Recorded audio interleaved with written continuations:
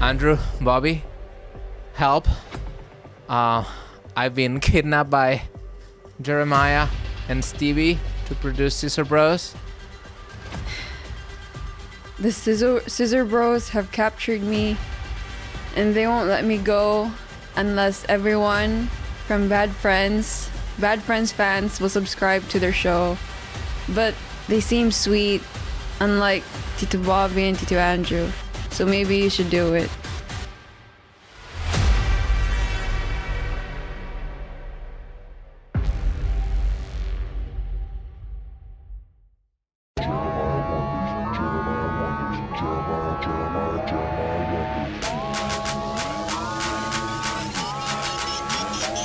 It's one of the scariest things. Losing your voice as a comic. I lose mine all the time. I need, like, help. Like vocal training? Yeah.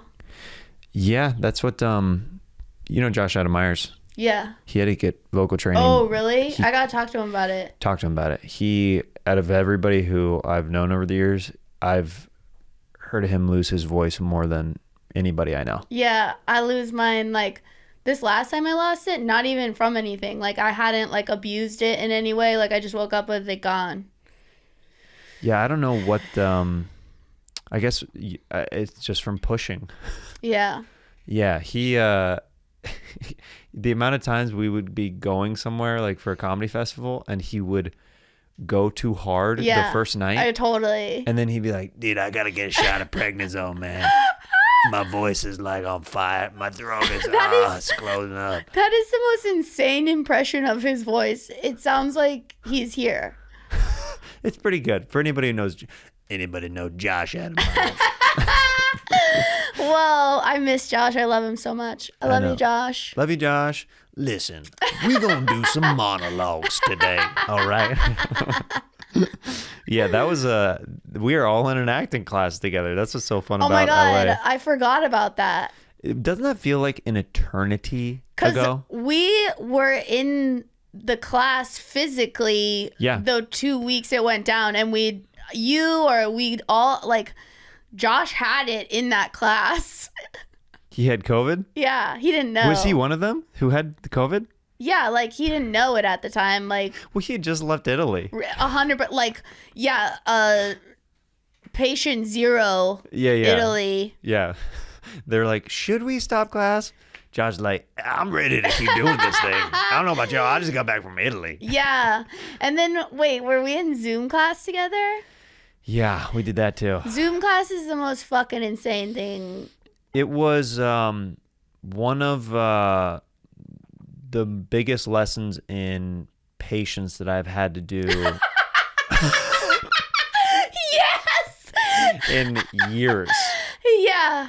Because to paint a picture, we took this acting class together that was mostly comedians in there. There were some people that were just straight actors, or they were coming at it from like another field or something. It was mainly comics who are wanting to get better at their craft with acting. And it was through Zoom during the height of the pandemic, and you'd have to watch the other person either do a monologue or scene work through Zoom, and it's hard enough to sit in a class and do it in person. Oh my God. But through a computer, it's so painful because so many hours too, like long. Oh yeah, it was like 3 hours, three and a half hours, and then also we're all trying our best, so we're literally putting in so much work leading up to this Zoom, and then it's like the big performance is so hard. Yeah, and this is like a very renowned acting teacher responsible for some very big careers, and those people really credit her too. I know. For it, like, and then I kept getting in trouble. Like, I kept getting in trouble because I was like not doing like big physical thing, because I'm like, I'm on Zoom. Right. Like, I'm like, this isn't fucking real. Yeah. It was so hard. Yeah, it's so weird to. I'm like, I'm not gonna get up and dance.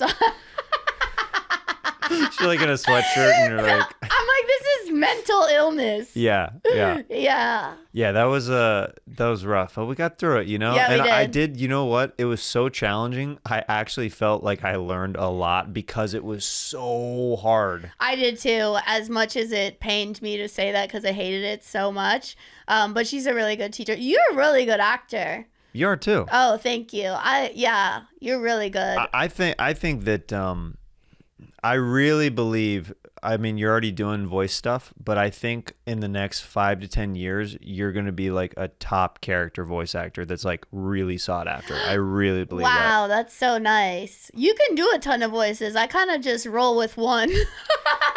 But there's people who, like Funches. I mean, he works like crazy Bunches because is he in- has it dialed in. Yeah, he's in every cartoon as himself. It's awesome. Yeah, I love seeing all the different shades of Ron and the Yeah. cartoon. I'm like, oh, Ron's in this. I mean, Ron's it's perfect. Ron's a little animal now. Yeah, Ron's a shark. Yeah. Ron, yeah, that's true.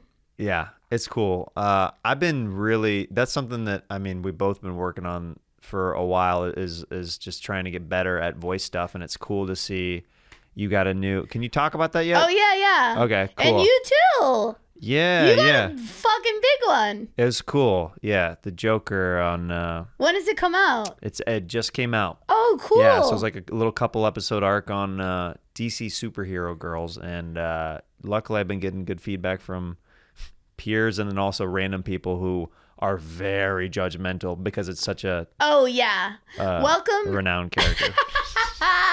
Welcome to my world as like on the internet as just like, and you know, like I don't like to be like, oh poor me, I'm a woman.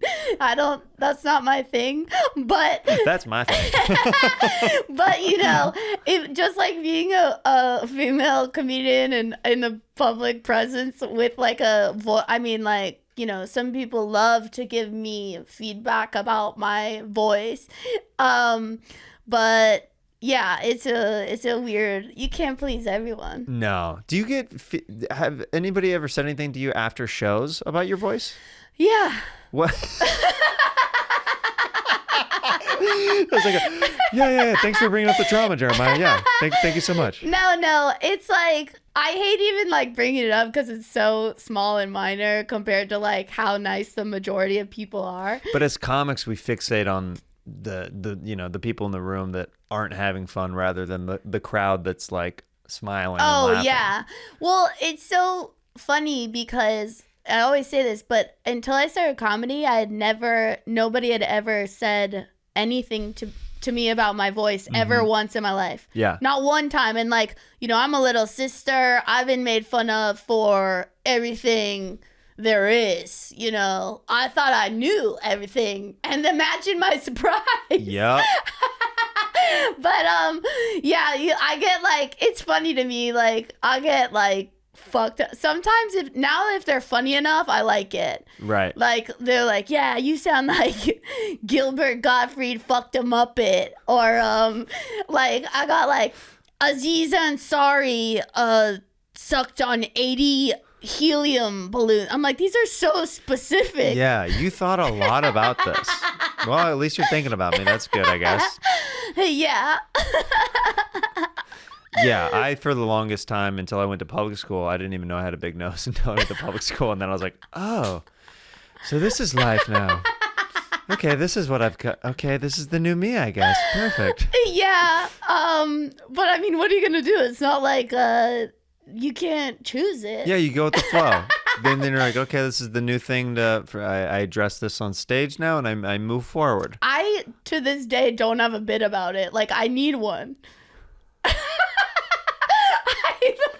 I agree with you that you should get some kind of bit, because here's the thing. This is why I think that is because I started doing some nose related humor to address it and just get it out of the way, because I've literally on some shows when I don't talk about it, almost every show, some idiot will come up to me after the show and be like, dude, I was waiting all show for you to talk about your nose. Are you fucking serious? The amount of times I've gotten that. People, you're all fucking sick. Are you kidding me? I am actually, that makes me really mad.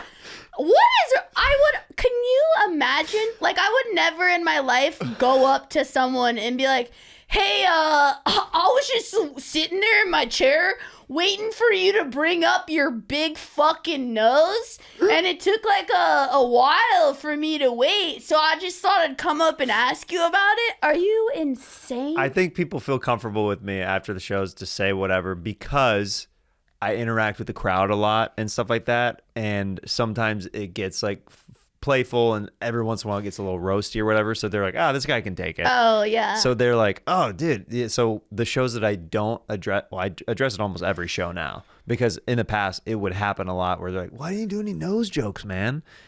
Like it's the same thing. I am stunned though that someone would say that to you. It's the same thing if you Who raised these fucking people? It's the same thing if you make a joke about a certain race of people. A different race of person will come up to you after the show and be like, why didn't you include us, man? Oh, wow. They want to be joked about. Yeah. So if you make like a Mexican joke or something, there will be a black guy who's like, oh, you too afraid to make a joke about a black guy? You know what I mean? Is that kind of like that kind of back and forth? I'm afraid I don't do race jokes. Yeah. If you can believe it. I don't do it very often. If it's a riff in the moment, but I definitely don't have any set predetermined stuff where I'm like, I'm gonna hit these race jokes today, and that's what I'm gonna give you. So it's different. Like all my material is so personal that it gets exhausting sometimes though. Well, when you do a lot of personal material, I feel like it is exhausting because you're giving a lot of yourself to the audience. Yeah. And if for whatever reason, this is why I'm constantly trying to do more personal stuff and talk about family and life stuff.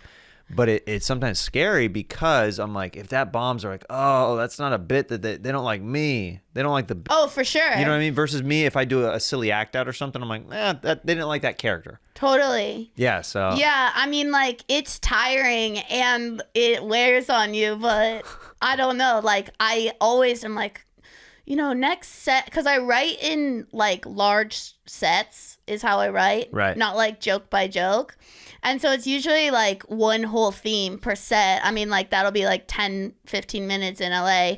I mean, that's good for like building a special and stuff. It is. It's great. Really helpful for that. Yeah. If anyone wants to offer me a special. If there's any execs out there right now, I think you know what to do.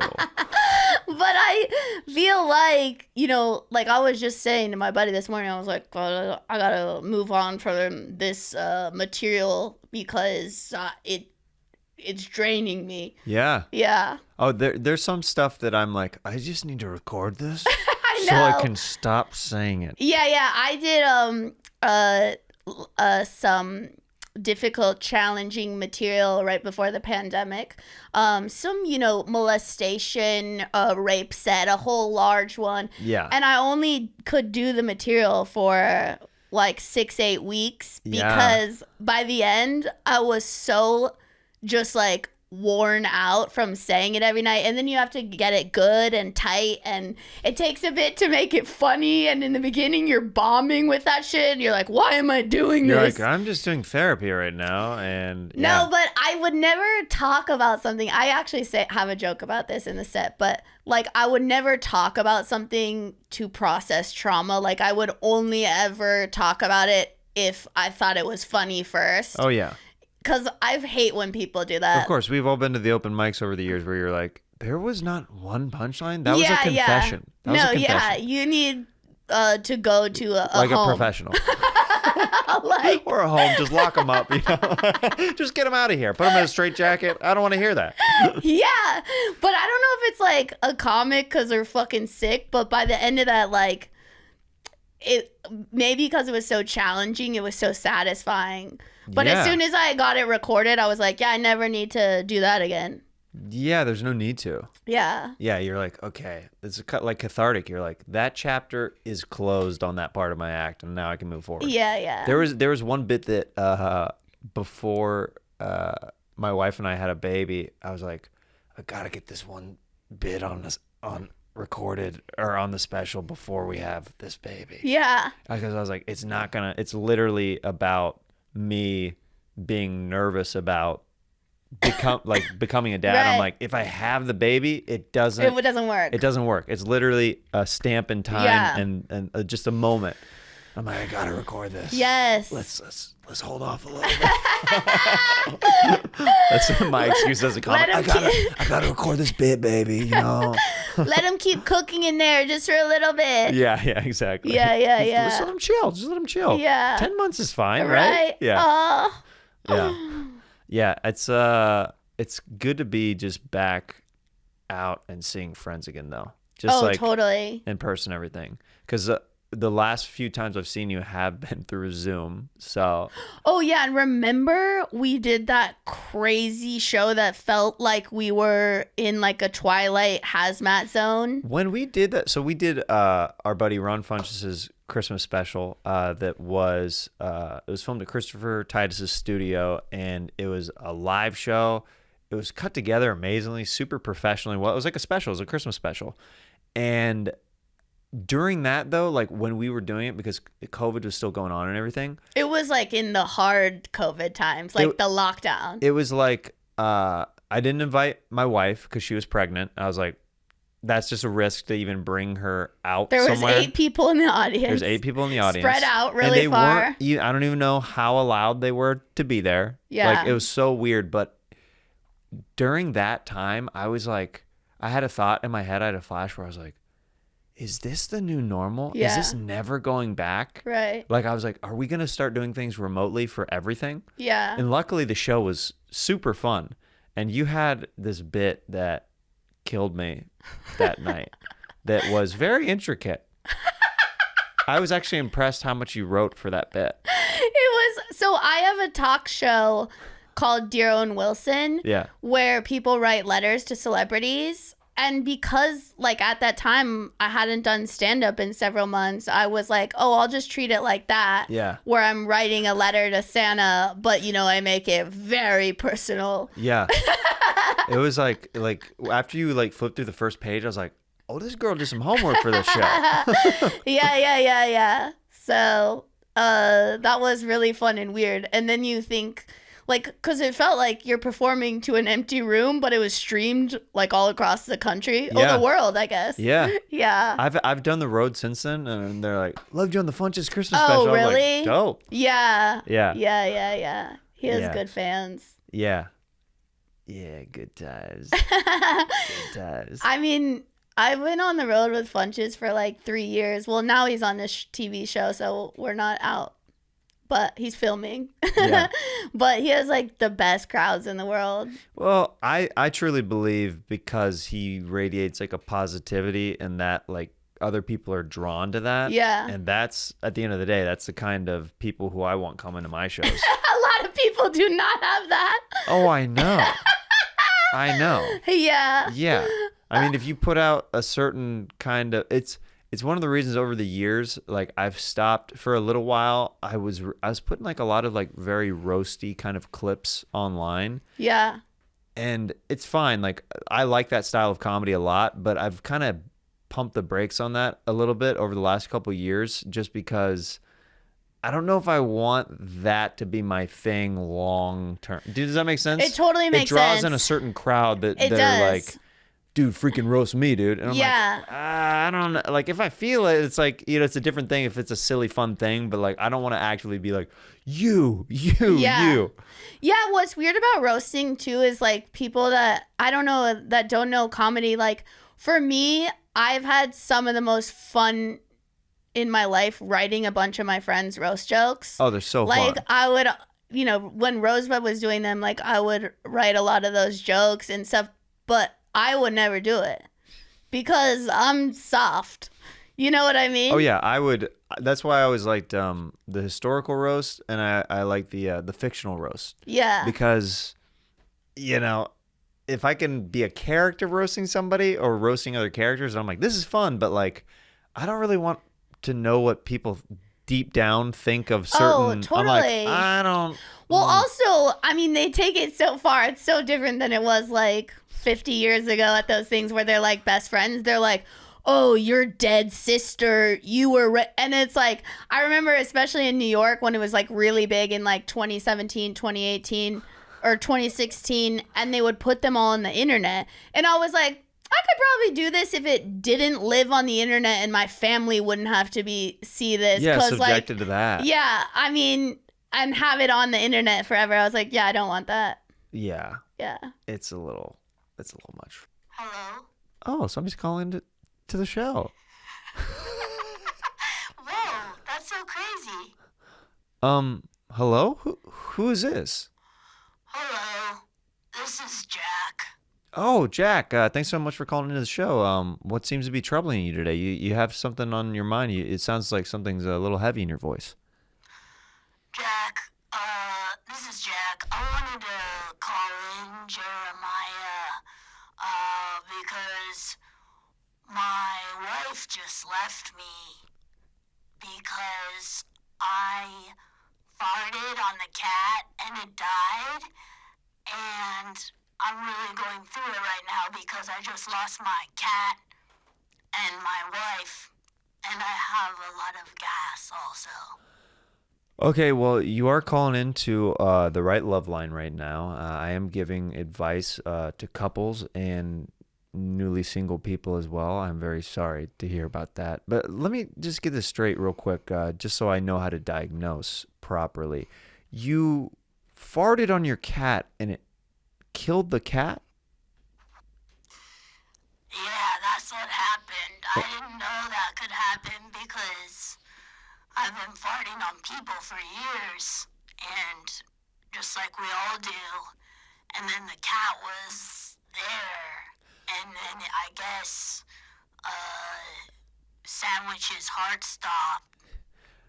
Okay, I'm just recapping everything just so I know how to diagnose properly. You farted on a cat named Sandwich. Sandwiches. Oh, plural. Okay. You farted on a cat named Sandwiches, which killed it. Your wife was so distraught because of the cat that she left you. Is that right? That's correct, Jeremiah. Now, my question would be, what is your diet? Because it might stem from that we might need to start changing the way you eat so you're not killing felines. All I basically eat is chili dogs, because those are really good. Like Sonic the Hedgehog's diet? Yeah. That's just like Sonic the Hedgehog's diet. I love chili dogs. I can't get enough. I gotta have 3 a day. Definitely breakfast, lunch, dinner type of thing. I guess your wife was a ring that got away as well. Yeah. I really don't know why she left. Well, I mean, how long had you two had this cat together? I think about 6 to 8 years. Oof. Okay. And did this cat have any other health issues, or was the fart that bad that it just straight up killed this cat? Sandwiches was in perfect health. Yeah. Okay. Yeah. Yeah. And what's your wife's name? Evelyn. Jack and Evelyn. Yeah. Okay. Well, Jack, I think that we do need to work on your diet. I think that'll improve your mood. It'll improve your health. And I think it'll put you in a right mental state to maybe reach out to your wife and try to get her back in the household. And maybe, just maybe, you can get another cat together and start over. Yeah, that's a good idea, Jeremiah, but I also don't know why she... I mean, I think she's kind of being a fucking bitch, you know? Okay, I'm starting to sense the fart is just one thing in your relationship that could be an issue. Do you commonly refer to your wife as a bit? Oh, no. She's a perfect angel. I just think in this one situation, it was kind of an overreaction, you know? Mm-hmm. So... Okay. Well, we actually have your wife who is actually calling in to the show. What? That's crazy. Yeah. Let me try to get her online. Hello? Hello? Hey, is this Jack? This is Jack. Yeah, this is Evelyn. Hello, sweetie. Yeah, I just want to say, Jeremiah, that, this was not the first incident of him farting and killing somebody. That's not true. Okay, what in the heck do you mean by that? This is not the first time that he's killed somebody with a fart. He killed my brother. You killed Evelyn's brother with a fart? Right to his face. It was his birthday, his 42nd birthday. We were eating at a Jewish deli together. I will never, ever, ever forget this day. As soon as they set down the candles on some crepe-lock soup. Yeah, it was floating candles on a crepe-lock soup at a Jewish deli. As soon as they set that down on the table, instead of him going to blow out the candles, my husband, Jack, farted, blew out the candles, it went in my husband's mouth and killed him, and he went right deep face into the crepe-lock soup. Wow. Jack, do you have anything to say about that? Evelyn, you know that's not true.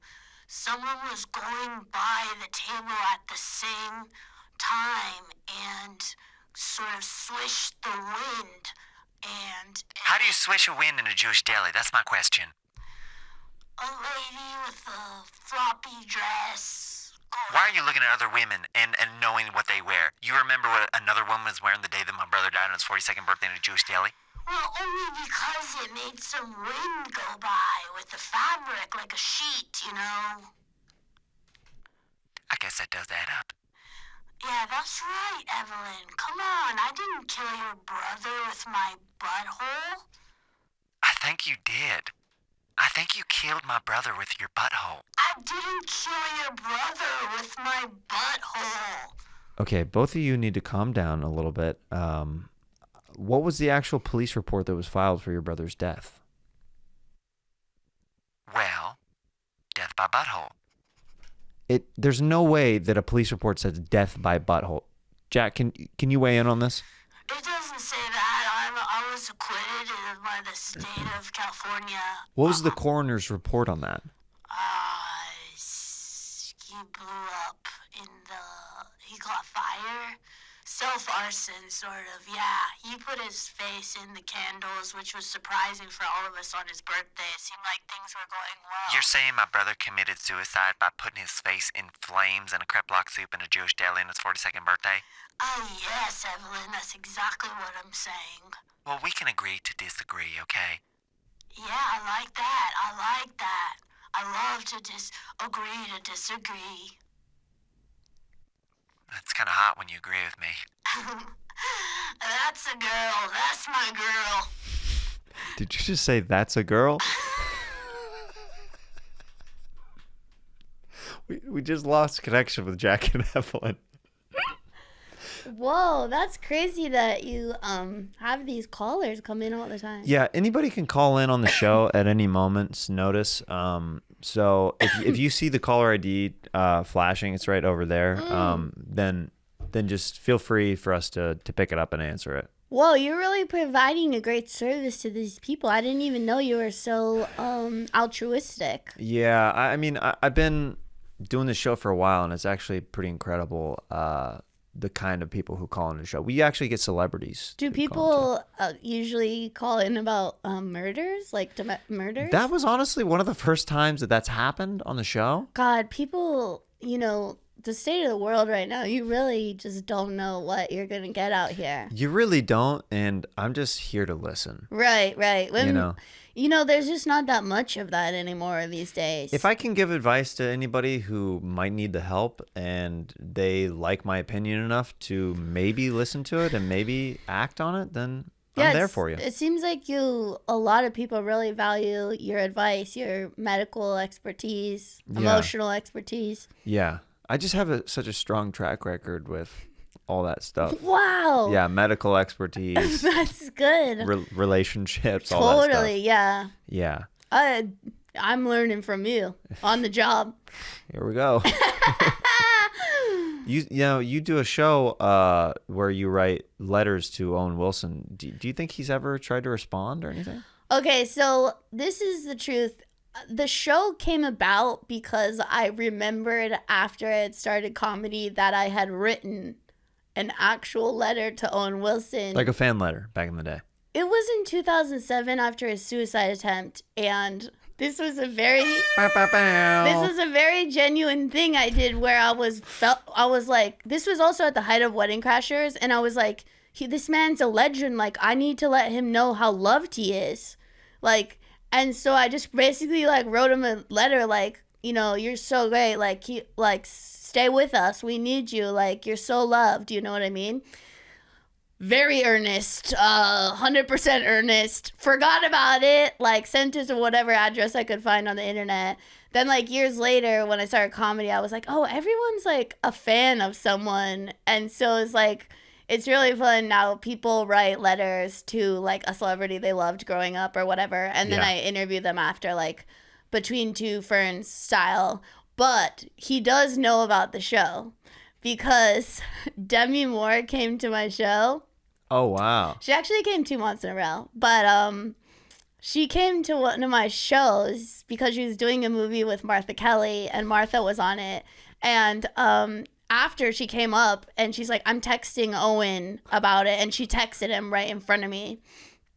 And I was just like, holy shit, LA is just a crazy place. So bizarre. Yeah, and he wrote back, he was like, just total self-deprecating charm, you know. He was like, why she might want to rethink that title, could be bad for ticket sales. Like such an Owen thing to say. Such an Owen thing to say. Crazy. Oh my goodness. Blair, I don't know if you'll be able to handle this right now. I see that the caller ID is going off over there. What the but I think it says Owen Wilson is calling you No, right now. no. Oh my God. I'm going to patch him through to you, okay? Okay. Blair.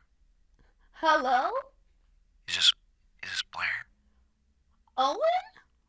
Yeah.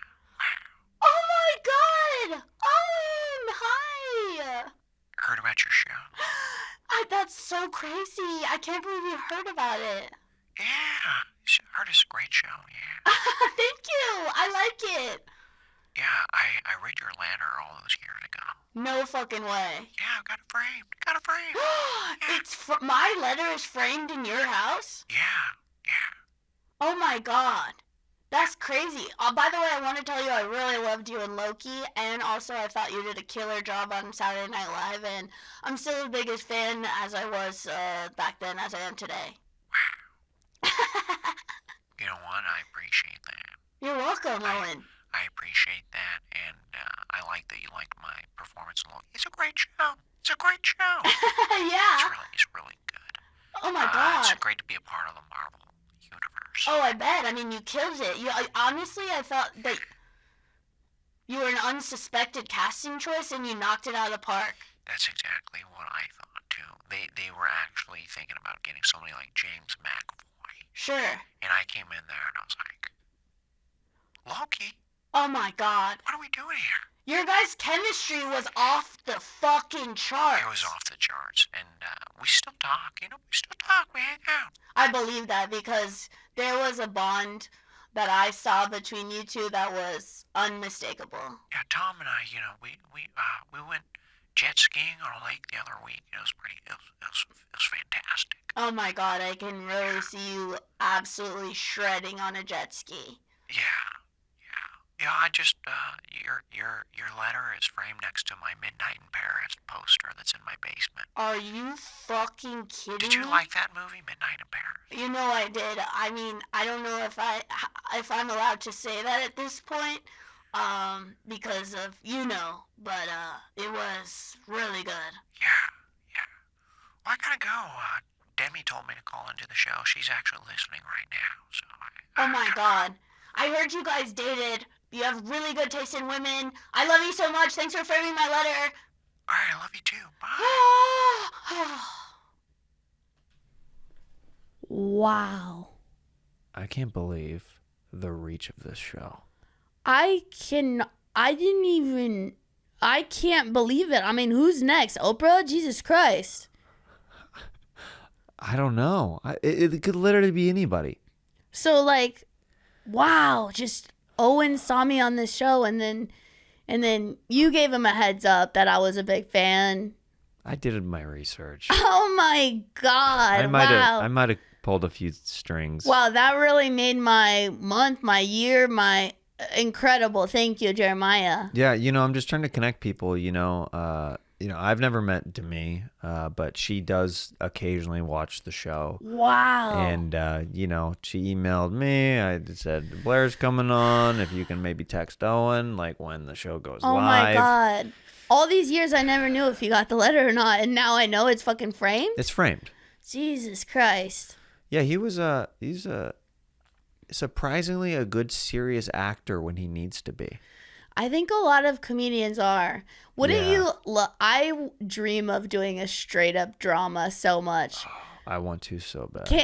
Because like I remember when Steve Carell was like, no more comedies, and it was all right. It was like, okay, geez, Steve, what are you taking only the saddest shit? Like you're like telling your agents to only give you the saddest shit out there. He did some sad roles. He never did comedy again.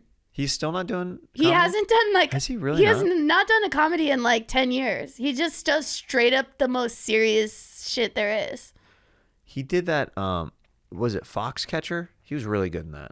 I never saw it. He plays a wrestling coach. Oh. It's like just extremely driven. Yeah. And he's just so good in it. He's incredible. Like he's on the morning show right now. He's playing the character like based on Matt Lauer. Yeah. And he's really good at like playing this whole thing. It's wild. That's such a cool career to just be like, I'm this comedy juggernaut. Not going to do that maybe again or for a long time. Yeah. Now I'm just going to do drama and be taken as a serious actor. It's like, what? He's amazing. Yeah. Yeah. I would let him kill me. That was, oh, that's fun. That was one of my favorite things in acting class was seeing some of our peers drop everything and really get serious about stuff. Yeah. I was like, oh, wow. They do have that in them. Yeah, I mean, I think most comedians can really access all that because there is a certain amount of emotional excavation that goes into like this pursuit. Yeah. Yeah. Were you in the class with Aristotle in it? Yes. How cool is that he got SNL this year?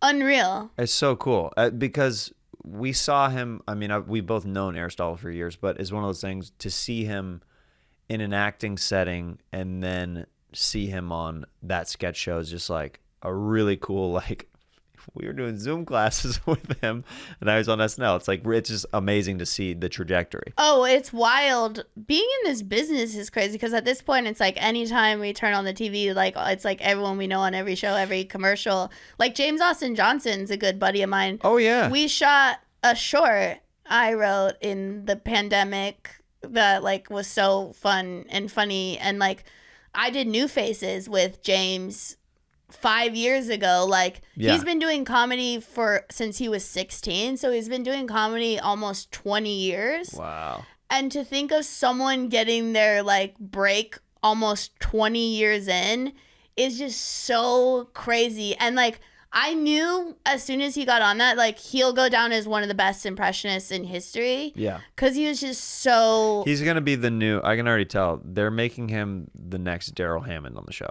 That's what they're... Like, I can already see, like, the path that he's going down, and he's killing it. Well, also, to even stand out on that cast right now when there's 20, 30 cast members, it's not like it used to be when there was, like, 10, 8 people. Like... You know, they have people that have been starring on that show for like years that are like you sometimes don't even see them because the cast is so big. Yeah. His screen time's been incredible. He's shredding. Yeah. Yeah. Yeah, it's dope to see. I love like seeing people just like freaking flourish right away. Like he's like doing like 3 or 4 sketches an episode, which is like unheard of for a first year cast member. I just love it too where it's such a story of like, you know, I seen his whole journey and like being like, oh, is this ever gonna work out? Like all of us, you know, like it's inspiring when it finally happens. It's so inspiring to me where I'm just like literally almost 20 years into comedy. The one that's the weirdest for me probably just because the way people talk about her and I've seen it like on breakdowns and stuff now, like where they're like, we're looking for a Tiffany Haddish type. And it's like, I used to do like shows and open mics with her for years. Yeah. And it's so like, people will bring her up like, so I saw this Tiffany Haddish movie and I'm like, this is just so weird. Like, I'll meet a stranger, you know what I mean? And I'm like, this is just so surreal. Yeah. To like literally see her having trouble literally getting on the open mic at the Comedy Store. Right. To being like billboards and like, I love it. It's so cool. Yeah, she's amazing. She has such like a beautiful spirit too. Yeah, I know. I love it when the good people for get sure. their due. It's so beautiful. It's so rewarding. I'm like, oh, thank you. The system works. Yeah. Yeah. Well, you start to think like, is this anything ever gonna happen? Like, what am I doing? As you get older, we all do. Yeah. Yeah, and then it's cool. Yeah. Yeah. I want to get into this next segment. It's called Fanning Out. Fanning out. Questions from fans. I reached out to people online and said, do you have any questions for Blair? Do you have any scene suggestions? You got anything like that? And they came back with some bangers. Wow. Buddy Kai Arns, who great artist, he said, what's the most embarrassing thing that's ever happened in your life? Gosh. I mean, I've had some bombs that are like have stayed with me. But as we all have, but you know those ones that like shake you to your core. But I would say one of the most embarrassing things that happened to me when I was in high school, I was in this fitness class where the only thing to pass was that you had to wear those gray sweats, you know? You had to wear those every time. Yeah. And for whatever reason, like sometimes when I laugh, like I'll just like pee like a little bit, but this one time I don't know what happened. Like it was like I had no control over my bladder and I full on fucking pissed my entire gray sweatpants. And I was like a senior in high school and I had missed so many days. I was like already in trouble. And I was on the other side of school as the locker room. And so I had like when they're that, it wasn't like a little, it was like you knew exactly what happened. And I just had to walk across campus like in your pee pants. Yeah. And I was like, yeah, I pissed my pants. I pissed my fucking pants in front of the whole school, like walking and everyone was laughing. And I was like, I mean, I really didn't care, but it was also, I wasn't like traumatized by it, but I was like, that was a real moment in my life. Oh, yeah. And I had no choice. It was just like, it was one of those situations. There's nothing you could do. So you just got to own it and be like, yep, that's what it is. Yeah. So that happened to me. It was pretty wild. I had a buddy. This literally happened earlier this year. Yeah. I'm driving with a buddy and he goes, I really need to stop at a gas station and go pee. I go, okay, cool. We pull off on the exit and we get out of the car. And when he gets out of the car and we're like meeting to walk inside, he just looks at me, starts laughing. He goes, I didn't make it. That's been me before. I totally relate. I am just like, oh my God. He literally, I looked down. Not in your car though, right? No. Of course, it was khakis, gray sweatpants. It's always the worst. Piss all over his khakis, and I was just like, okay, well, he's like, yeah. He's like, do you still need to go pee? I was like, yeah, I'm gonna go inside. And then we went to his house. Just kidding. We went back to his house and he changed and he told his wife, he goes, I peed my pants again. Yeah. Like he's just like, yeah, I did the thing. He's like a little kid. Yeah. Where he's just like, fuck it, let's do this. Yeah. I actually have another one that I would say is more embarrassing than that because I just at that point like did own it. But one time when I was 23 and when I was a commercial real estate broker in Orange County, I was at this. You don't have to flex on me like that, okay, Blair? I get it. I've lived 9 lives. And I was going to one of these awful networking events where I was like only one of the only women, and it was just like all these dudes that just do Tough Mudders and like, just like the worst people. And after we get on this dude's boat, me and like 10 dudes or something, and because we're like partying at this event, and other dudes I worked with, and the guy's boat, someone told me that like he cheated on his wife or cheats on his wife, and I'm on the boat, and I was like, yeah, but he cheats on his wife. And I turn, and he goes, I'm sorry, what'd you say? The guy whose boat it was who cheated on his wife. I'm 23 years old. He's like much older. And I just go, what? I'm 23. You're ruining my dreams. That's what I said. That was my answer because I was so caught off guard, like so fucking caught. Yeah. And he just started laughing and he was like, it's fine.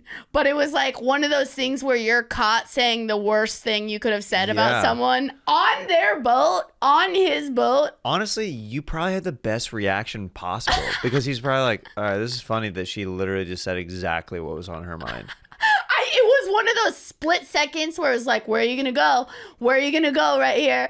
And I was just like 23 and I didn't know what to say. Just caught saying something horrible. And also like I couldn't like get up and go to the bathroom. I was literally in the middle of the ocean, stuck with this man. Yeah, you're stuck in the middle of nowhere. It's not like a quick like, well, I'm going to Uber out of here. Yeah, good seeing you. Hey, nice seeing you. And it was like, oh, I guess I'll just stay right next to you for the next 2 hours. Yeah. So, how's that cheating on your wife thing going? Anyway, do you have any finger foods or anything available down below? I think that was like one of the most intense things like that's ever. Did you get that rush of heat over your? Do you know what I mean? Do you know what I mean? Where I you know. just get I was just gonna say that, like where my face. You flush immediately. Was on fucking fire. Where I was like, if I could leave my body right now, that would be great. I have it come over my body like when you're putting a hoodie on but it's in your scalp. It's like literally on your skin, putting a hoodie on of heat, like a heated blanket over your head that's slowly coming. Oh. Mine is my cheeks and it feels like they're about to burst into flames all over here. It's so weird. Yeah. And like, you know, also as comedians, like you do say questionable shit a lot of the time because it's like, as my dad always says, you're in the risk business. I mean, that's a great way of putting a comedian. Like if we went to college for that, we're like, I'm majoring in risk. Well, every joke you're like, I don't know if that's gonna land. Right. You know? Yeah.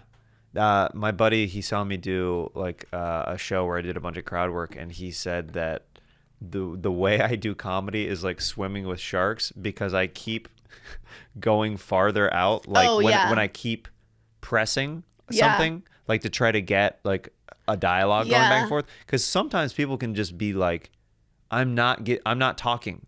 I want to watch you more and see that because that's a skill I really admire. Like I'll talk to the crowd sometimes, but I'm so selfishly into my jokes that I write, and like I was a writer way longer before I started comedy, so I'm very into specific language and like linguistics and stuff, and like so I love watching like the whole other side. Sure, that's the same way with me. I love watching very written, especially like one-liner comics and stuff like that, because it's something that I don't really do, so I appreciate that like on the other side of things. But yeah, like last night I was at the Comedy Store and I started talking to a guy and I riffed a 15-minute set because I was like, that's fucking cool as hell though. That's really cool because that's just like that's like your spirit coming out. That's like Robin Williams. Like I actually had to do that recently because the first like 3-4 minutes were bombing, and I was in like a pretty mostly black room, and I was just like fuck, you know. I don't know, I was like, I have to pivot, and then like I just ended up riffing the rest of the set, and I immediately started doing well, and it was like, oh, they want to feel like they're being talked to. And it was something that made me realize, I was like, oh, I have developed and come a long way where I know how to pivot when I need to. When I was really young, like in my first couple of years or something, and like if it wasn't working, like I wouldn't know what to do. Yeah. And you see that in young comics. Of course, they're like, oh, that didn't work. On to the next joke. Yeah. On to the next joke. And then good night. Yeah. Sorry. Yeah. Yeah. Yeah. Yeah, we just have to do more shows together. I know. Yeah, Yeah. I want to watch. I love watching that, and it like helps me learn too. Yeah. Yeah. Yeah. I when I watch somebody that's highly written, I'm like, all right, I need to like focus on discipline for the, you know what I mean? Because the riffing for me, I have a big improv background. Yeah. So that's almost like a safety net for me. I can do that any time of day, but like it's great. the jokes that for me that I'm like I have to discipline myself to really sit down and like work on it to tighten them and stuff like that. Because sometimes I'll riff something on stage and I'll be like, oh, that bit just works now. You know what I mean? And then it's the discipline of going back and listening and being like, I can tweak this or tighten that. Right. Well, I also think like, you know, there are some really written great joke writers where I watch them and I'm like, wow, that's a great joke. Wow, that's a great joke. Yep. But I'm also not laughing. So I like a mix. I need a performer. I need a mix. That's my thing with most comedy specials I watch. Here's the thing.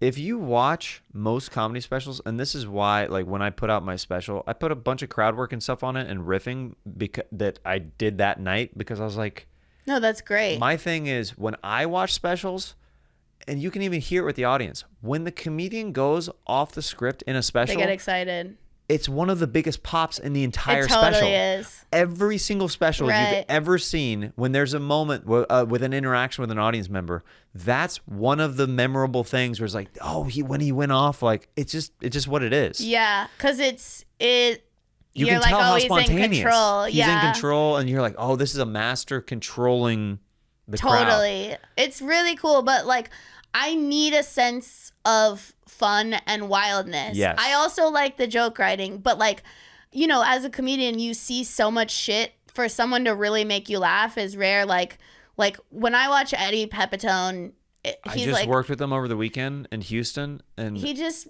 makes me laugh unlike anyone else. He got a standing O at the end of the set. And like it makes me so happy to see that happening for him, knowing his long road. I was there for a special taping. Like when I got to LA, like he's the only person, and this is before I knew him, now we're friends, and he's like such a sweetie, but he was the only person I've ever asked in my life to take a picture with me. Ever. Really? Yeah. Wow. Because I just thought, like, I'm like, this man is like the way I feel when I watch him. Like, and watching his special was like the fun. I was like, I've never laughed this hard in my life. And like also like watching like Miss Pat, I'm like, she's the best to ever do it, I think. She's great. Like, I'm like, no one on earth has ever will be or ever has been as funny as her. I'm like, this is incredible. Yeah, she's awesome. She's a fucking like force. Oh yeah. Yeah. Yeah, she's got a show coming out that she's been working on for a long time. Yeah. That she was talking about. I was talking with her over the weekend in Houston at Skankfest. She was there, and she was talking about how she's been developing this show for like so long. Literally, they kept bringing it back because they're like, we believe in you. We don't know why the show's not working yet, but we're going to make it happen. Oh, that's incredible. And it's happening now. Like after like a really long process of like rewrites and different producers, they're like, you're the constant. We'll figure everything else out. That's incredible. And I love to hear that, and that they know what they have. Oh, and just even in the development process, and like watching where she is at in her life. Like she's an older woman, and like seeing her get her beyond deserved due is like amazing. At Nicholas Flowers suggests that Abraham Lincoln and Mary Todd Lincoln do a couples therapy session and have to tell each other everything they love/hate about each other. Wow. Okay. So let's get into this segment called Wig. Wig! Mary, why don't you go ahead and tell the therapist what has been bothering you about me? Well, I have to say, if he keeps chewing that fucking loud, we're gonna have a problem.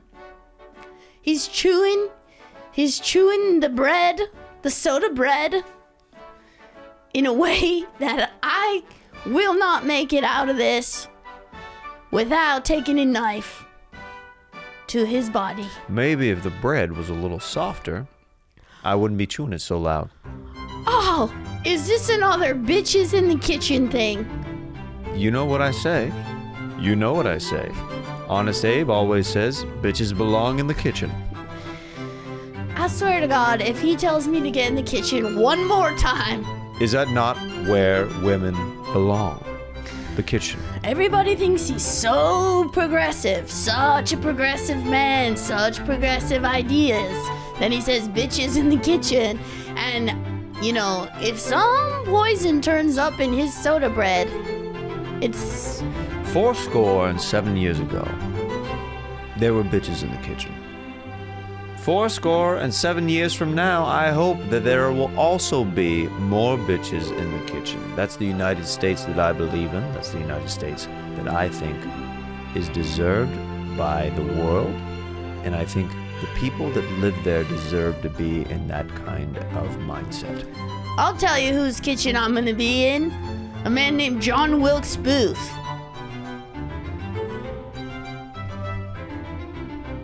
Why would you say that, Mary? Because it sounds like a kitchen I'd like to be in. So you'd like to fillet with another man? I'd like another man to cook for me, and then another man to not chew so fucking loud. I think you're asking a lot as a woman. Well, I like to go other places than the kitchen, and you don't really let me out of the kitchen. Everyone thinks you're this nice dude, but then you're complaining about my goddamn soda bread. I also don't like how she says that my relationships with men are a little too handsy. I don't think that's just boys being boys, Mary. Oh, really? Boys being boys when you got your finger up Ted's ass. Oh, easy with that. What? I'm just saying. That's not boys being boys. I was checking his prostate. He asked me as a favor. He couldn't afford to go to the doctor, and he asked for his honest friend Abe to go check his prostate. Oh, yeah. You didn't even know what prostate was down there. You just honest Abe willy-nilly jamming his finger up his buddy's buttholes. Everything in this room stays in this room, correct? Oh, totally. It stays in this room. Have you been writing again? What did I say about writing and reading, Mary? Don't document any of this. I have to write and read because I get so fucking bored just cooking all the time. Listen to you fucking loud chewing. You complain about cooking all the time, and yet your cooking is shit. Surprising. Really? Yeah. Why don't you cook for me when you're done playing grab ass with your fucking boys out there in the fields? We were playing football. Football doesn't even exist. I invented it. No, you didn't invent yes, football. I did. I invented You didn't football. fucking invent football, honest Abe. We shaved a pig's ass You're and then sounding put like leather Al Gore around it. right now. What? Saying you invented Who shit. the hell is Al Gore? Oh, just some guy. How many men are you seeing, Mary Todd? As many as possible, so I'm not just with you, honest Abe. So honest. I also have one issue, is the last time I performed cunnilingus on my wife, Mary Todd, she didn't even say thank you. She pushed my head back down there and said, "That's about right. Keep it going, big boy." Yeah, I said, keep it going, big boy. That's what you're fucking supposed to say. You done when I say you're done. Mary, you are hard to look at.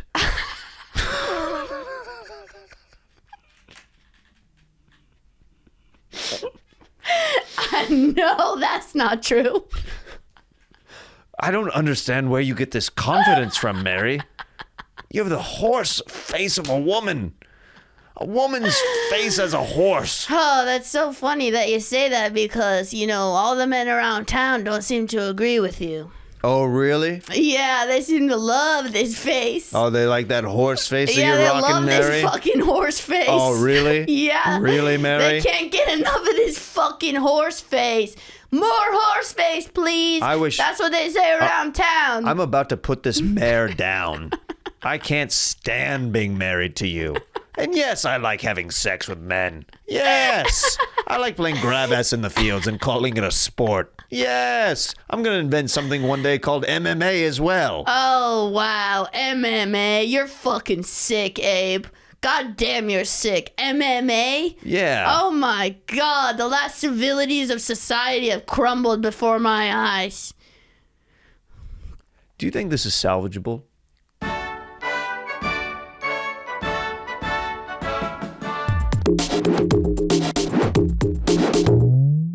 That couples therapy that we just watched was pretty intense.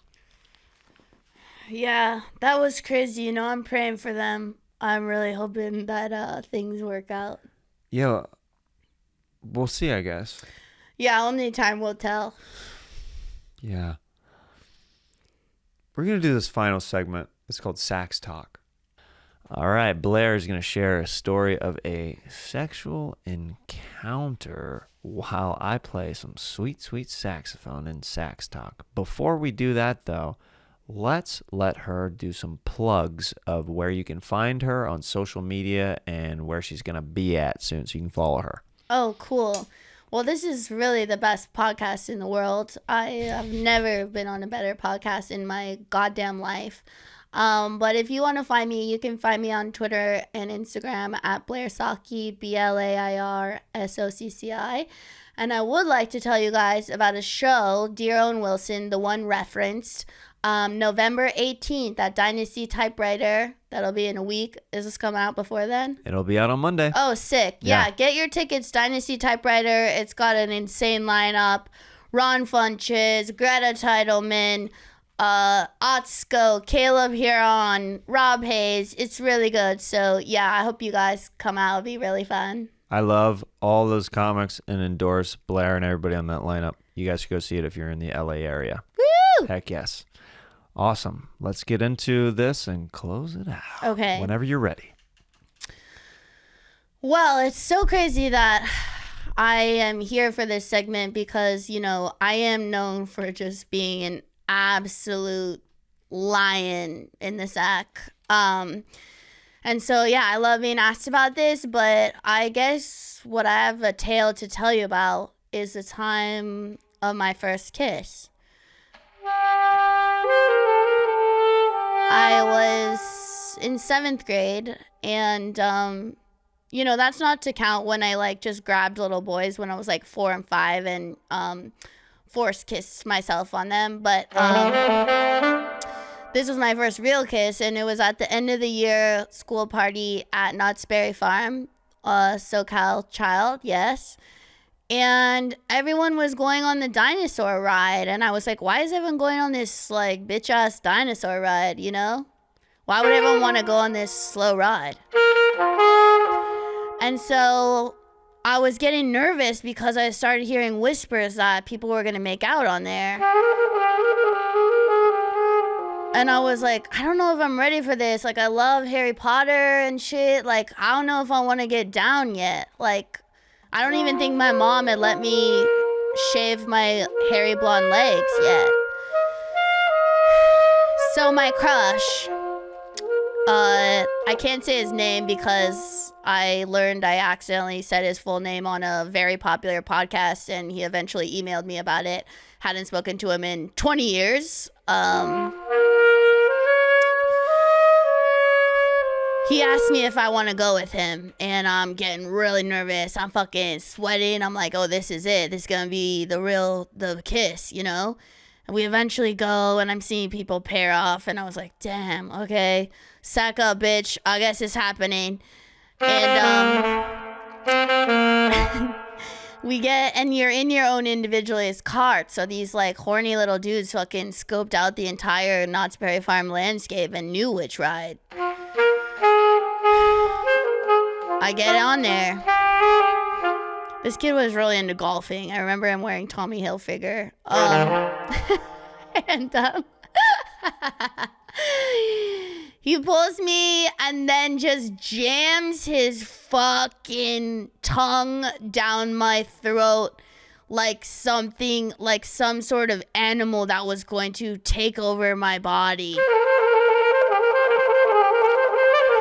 And I just started laughing, and I was like, whoa, dude. Whoa, coming in hot, pal.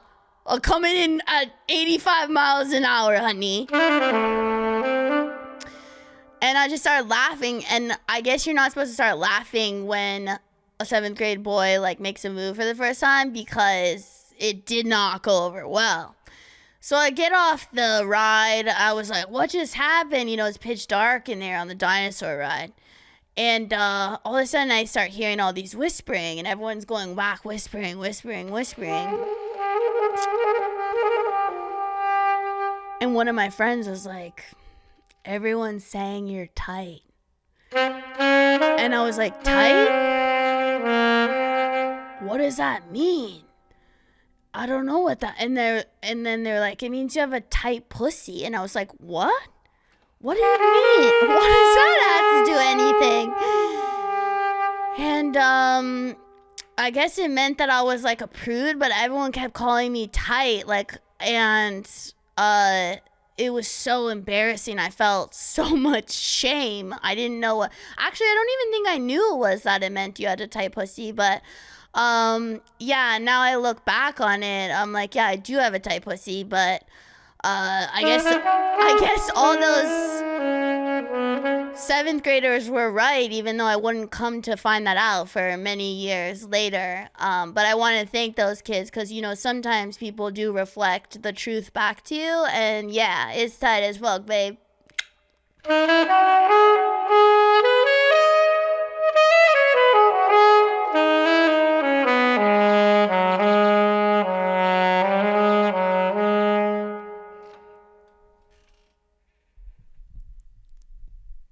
The moral of that story is,